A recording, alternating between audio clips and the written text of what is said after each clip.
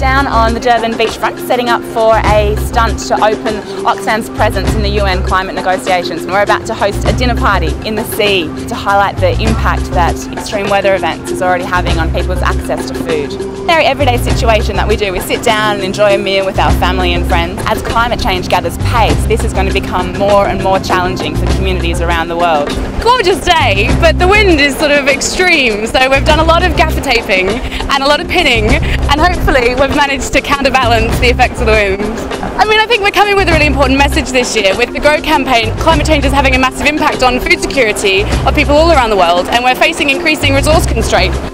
South Africa and the whole of Africa has been mobilising towards COP17. It's a fantastic opportunity for us to all be more aware about climate change and talk about how we can all take action as well as those decision makers in COP17.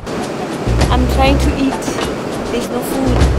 It's changing my diet.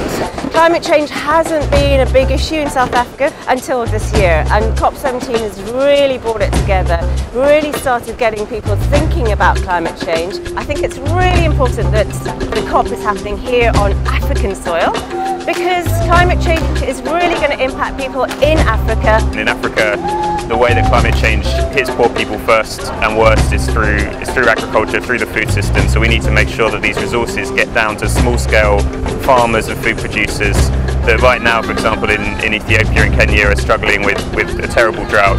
It's people like that that need to get that money.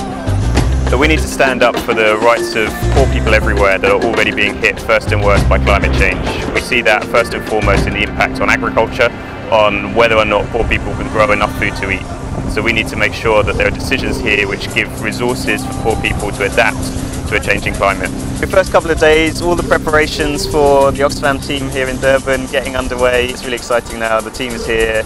We've had the opening stunt. It's like the starting gun on all of our efforts for the next few weeks. Listen, it's time for the world to take action on climate change. People in Africa need us all to take action on climate change.